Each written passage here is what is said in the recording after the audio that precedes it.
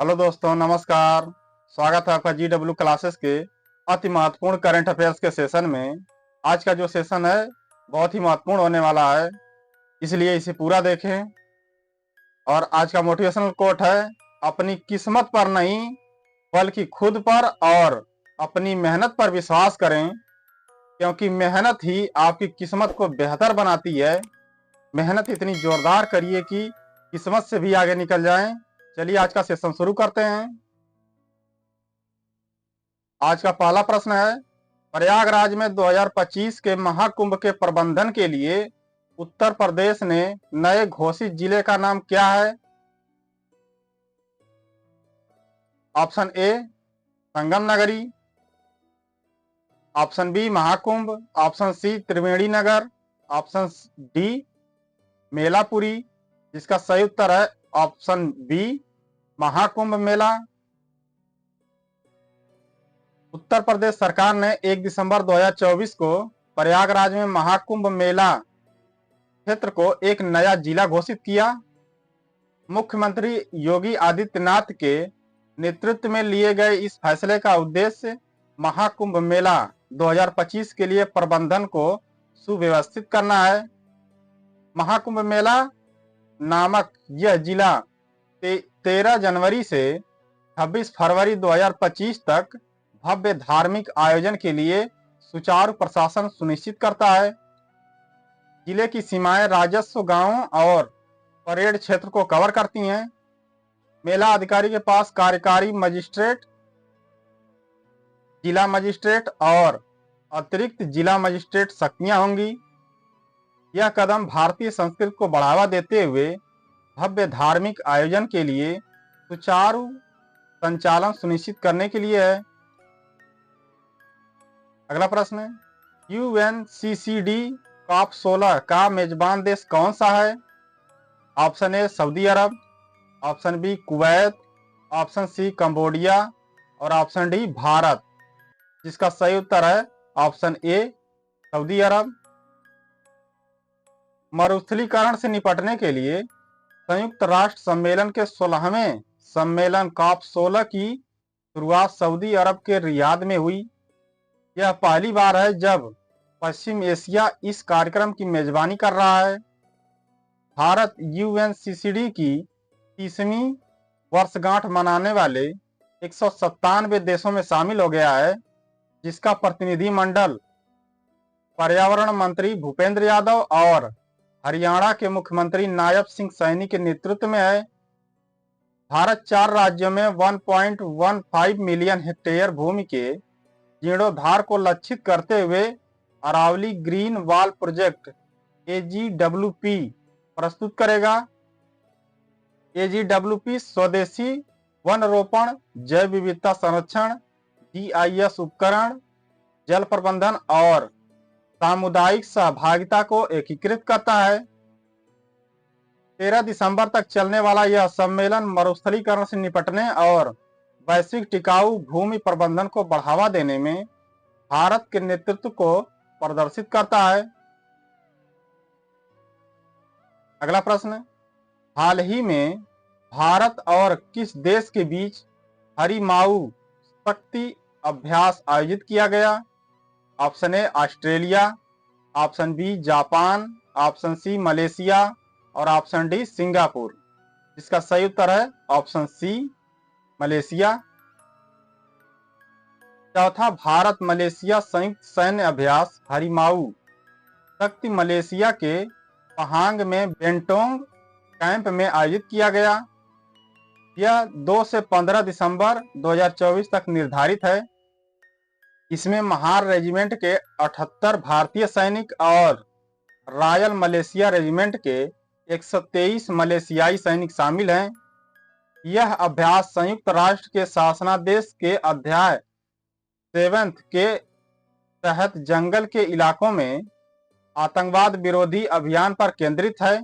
इसमें cross training, anti ambush, recce patrol और आतंकवादी क्षेत्र हमलों जैसे नकली अभ्यास शामिल हैं। यह वार्षिक आयोजन दोनों देशों के बीच बारी बारी से होता है, जिससे अंतर संचालन, रक्षा सहयोग और द्विपक्षीय संबंधों को बढ़ावा मिलता है। अगला प्रश्न, सैयद मोदी अंतर्राष्ट्रीय बैडमिंटन टूर्नामेंट 2024 में महिला एकल का खिताब किसने जीता? Option A PV Sindhu, option B Saina Nehwal, option C Tanya Hemant, option D Malvika Bansod. जिसका सही उत्तर है ऑप्शन ए पीवी सिंधु। पीवी सिंधु और लक्ष्य सेन ने 2024 Syed Modi international badminton tournament में महिला और पुरुष वर्ग का खिताब जीता। यह सिंधु का 2022 सिंगापुर ओपन के बाद पहला BWF बैडमिंटन वर्ल्ड फेडरेशन खिताब था। सिंधु ने फाइनल में चीन की ओ लियो यू को 21-14, 21-16 से हराया। यह टूर्नामेंट 26 नवंबर से 1 दिसंबर 2024 तक लखनऊ के बाबू बनारसी दास इंडोर स्टेडियम में आयोजित किया गया था। अगला प्रश्न, पधामन ग्रीनफील्ड बंदरगाह किस राज्य में विकसित किया गया है? Option A Kerala, option B Tamil Nadu, option C Maharashtra, option D Gujarat. जिसका सही उत्तर है ऑप्शन सी महाराष्ट्र। महाराष्ट्र के दहानू के पास वधामन ग्रीनफील्ड बंदरगाह पूरा होने पर भारत के कंटेनर व्यापार को दोगुना कर देगा। यह महाराष्ट्र के पालघर जिले में स्थित एक सभी मौसमों में उपयोग होने वाला ड्रीप ड्राफ्ट प्रमुख बंदरगाह है। इसे Wadhawan port project limited BPPL द्वारा विकसित किया गया है।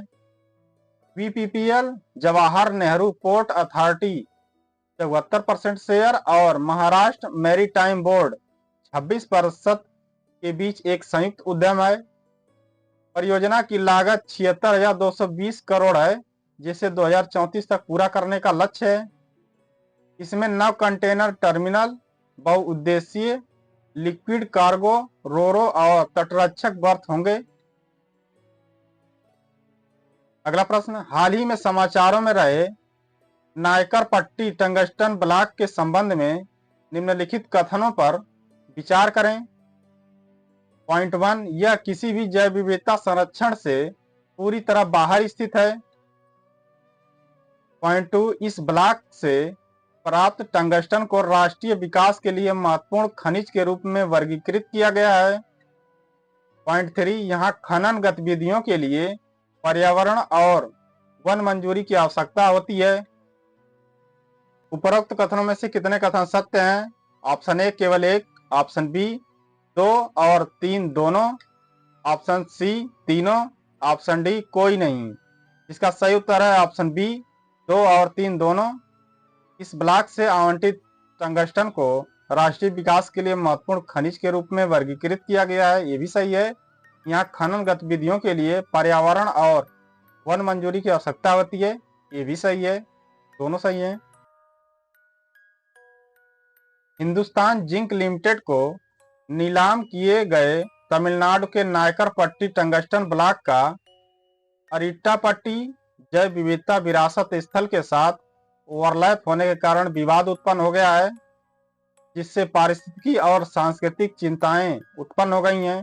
नायकर पट्टी टंगस्टन ब्लॉक के बारे में, स्थान तमिलनाडु में 20.16 वर्ग किलोमीटर में फैला हुआ है, जिसमें कवैट्टायम पट्टी, एट्टीमंगलम और अरिट्टापट्टी जैसे गांव शामिल हैं। महत्वपूर्ण खनिज टंगस्टन को एक महत्वपूर्ण और रणनीतिक खनिज के रूप में वर्गीकृत किया गया है, जो राष्ट्रीय विकास के लिए आवश्यक है। आवश्यक मंजूरी जैव विविधता स्थलों जैसे संवेदनशील क्षेत्रों को छोड़कर खनन केवल वन और पर्यावरण संबंधी मंजूरी प्राप्त करने के बाद ही आगे बढ़ सकता है। अगला प्रश्न, संभल मस्जिद के बारे में निम्नलिखित कथनों पर विचार करें। पॉइंट 1, संभल मस्जिद का निर्माण मुगल सम्राट बाबर के शासनकाल में किया गया था। पॉइंट 2, मस्जिद की वास्तुकला पूरी तरह से अद्वितीय और अन्य मुगल कालीन मस्जिदों से की कोई समानता नहीं है। उपरोक्त कथनों में से कौन सा से सही है? ऑप्शन ए केवल एक, ऑप्शन बी केवल 2, ऑप्शन सी 1 और 2 दोनों, ऑप्शन डी ना तो 1 ना ही 2। का सही उत्तर है ऑप्शन ए केवल 1। संभल मस्जिद का निर्माण मुगल सम्राट बाबर के शासनकाल के दौरान किया गया था। संभल मस्जिद का निर्माण बाबर के शासनकाल 1526 से 1530 के दौरान उसके सेनापति मीर हिंदू बेग ने करवाया था। यह भारत में मुगल स्थापत्य संरक्षण का एक प्रारंभिक उदाहरण है। मस्जिद के डिजाइन में गुंबद और आसपास के मेहराबों के साथ एक चौकोर मेहराब हॉल जैसे तत्व शामिल हैं, जो अन्य मुगल और तुगलक युग की संरचनाओं के अनुरूप हैं। पत्थर की चिनाई और प्लास्टर का उपयोग करके इसका निर्माण बदायूं मस्जिद के समान है। मस्जिद का ऐतिहासिक और सांस्कृतिक महत्व भी है। इसकी उत्पत्ति और इसमें शामिल तत्वों को लेकर बहसें होती रहती हैं, जो संभवतः पहले से संरचनाओं से जुड़े हैं। यह प्रारंभिक मुगल काल के दौरान स्थापत्य शैलियों के परिवर्तन और एकीकरण को दर्शाता है। अगला प्रश्न, सांची स्तूप के बारे में निम्नलिखित कथन पर विचार करें। पॉइंट 1, इसका निर्माण सातवाहन काल में किया गया था। पॉइंट 2, इसमें ब्राह्मी और गुप्त लिपि में शिलालेख शामिल हैं। पॉइंट 3, प्रदक्षिणापथ का उद्देश्य भक्तों द्वारा इस स्तूप की परिक्रमा करना है। उपरोक्त कथनों में से कितने कथन सही हैं? ऑप्शन ए केवल 1, ऑप्शन बी केवल 2, ऑप्शन सी तीनों, ऑप्शन डी कोई नहीं। इसका सही उत्तर है ऑप्शन ए केवल 1। का निर्माण सातवाहन काल में किया गया था। सांची स्तूप के बारे में ऐतिहासिक महत्व। इसका निर्माण 3री शताब्दी ईसा पूर्व में सम्राट अशोक द्वारा कराया गया था तथा बाद में शुंग और सातवाहन शासकों द्वारा इसका विस्तार किया गया। वास्तुकला विशेषताएं, विशाल अर्धगोलाकार गुंबद अंडा जो ब्रह्मांड का प्रतीक है। शीर्ष पर छत्र छातानुमा संरचना है, जो राजसीपन और दैवी संरक्षण का प्रतीक है। गुंबद के ऊपर हर्मिका बालकनी देवताओं के निवास का प्रतिनिधित्व करती है। मेधी में अवशेष संग्रहित किए जाते हैं तथा यह स्तूप के आधार के रूप में कार्य करता है। तोरण बुद्ध के जीवन की घटनाओं और जातक कथाओं को दर्शाने वाले 4 नक्काशीदार द्वार हैं, जो 4 दिशाओं की ओर संकेत करते हैं। वैदिक पवित्र सुरक्षा के लिए स्तूप को घेरने वाली रेलिंग को कहते हैं। प्रदक्षिणापथ भक्तों द्वारा परिक्रमा के लिए मार्ग है। प्रतीकात्मकता, प्रारंभिक बौद्ध अनिकोनिज्म बुद्ध को प्रत्यक्ष चित्रण के बजाय पदचिन्हों, पहियों या खाली सिंहासन जैसे प्रतीकों के माध्यम से दर्शाया जाता था। शिलालेख, इसमें अशोक का सिंह शीर्ष तथा ब्राह्मी और खरोष्ट लिपि में शिलालेख शामिल हैं। यूनेस्को द्वारा हेरिटेज साइट के रूप में 1989 में विश्व धरोहर स्थल घोषित किया गया। आज का सेशन यहीं पर पूर्ण होता है। मित्रों, संघर्ष ही सफलता की कुंजी है, इसलिए मेहनत को जोरदार तरीके से करिए। मित्रों, वीडियो को लाइक करें, चैनल को सब्सक्राइब करें और इस वीडियो को ज़्यादा से ज़्यादा शेयर करें। पूरा वीडियो देखने के लिए बहुत बहुत धन्यवाद। जय हिंद, जय भारत।